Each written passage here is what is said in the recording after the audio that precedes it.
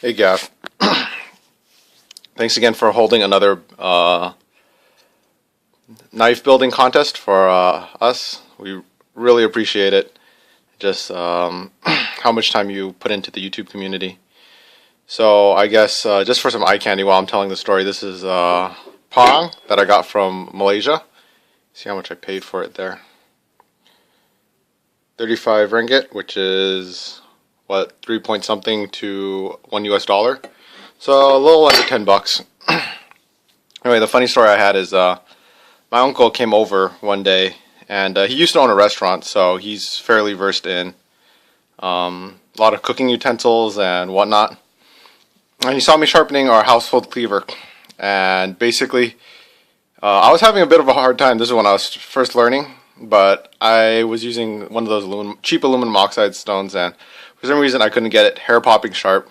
No surprise, because those are really coarse and it's really hard to get any kind of edge other than a very coarse edge out of them. But basically he saw that we had one of these and he thought, oh, I know how to use that. We use that in the restaurant all the time. I'll show you how to sharpen with it. I'm like, oh, really? Thanks for the help. And as he takes this into the hand and the cleaver, I can't really demonstrate it to you right now because I'm filming with one hand, but maybe this sound better describes it. Basically, I heard this.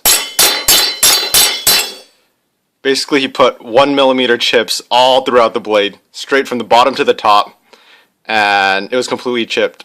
And it was ridiculously hard to take those out. But he says, see, here, it's sharp now. And he proceeded to cut onion with it. And yes, it's really sharp, but it's basically a serrated edge at that point. And it looked more like serrations on a Kershaw knife than it would be an actual edge. And basically, the cleaver was ruined, and that was that. And I never let my uncle touch this or any knife in the house ever again. I know you asked for a YouTube story about a troll or whatnot, but never cared too much to look at those comments or whatnot. I just found it hilarious, and that's what came to mind when you were doing your contest video. So yeah, I plan to finish this eventually when I have more time. Right now I'm doing a summer internship. I'm just beat when you come home from work. I don't know how you guys, I don't know how you could finish a knife in a day, Gav, or grind out a knife a day and still have time to make a YouTube video after work. But anyways, long story short, here's my knife design. I had to draw it full size because I didn't really have, I don't know, for me when I design knives, not that I design many knives, that it's hard if it's not full scale, just because I can't balance it when I scale it up. So here it is. You can see it's kind of a very handle intensive, and 2-finger choils, thumb ramp. I mauled this a lot off of a buck hoodlum because that's my only large knife that I have, and I really like the handle on it. I like how there's 3 finger choils where it gives you a choice of grip, and instead of a thumb ramp you have kind of a thumb dip, so it comes in, and it's kind of narrower here so you can really get a good grip. And of course, I don't know if you could tell in this, but there's kind of an angle here, so it's kind of like that. You can see that you gotta take some steel off here.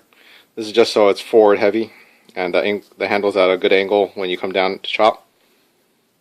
And yeah, I drew a grind line in there, but it doesn't really matter what grind, Gav. I know whatever works for you. It's really hard for me to get a straight grind line on any of my knives that I make. Not that I make many knives either, but yeah. Let me plot the buck hoodlum real quick so I can show you what. Man, sorry about the shaking. So if you look at that handle, you can see it's pretty darn similar. Yeah, except the buck hoodlum has more of an extreme handle to blade angle. And yeah, good knife, just not heavy enough. So I'm hoping with the 5/16 01 steel stock that this will be a great chopper, but yet still good for other things. Alright, thanks, Gav. Talk to you later.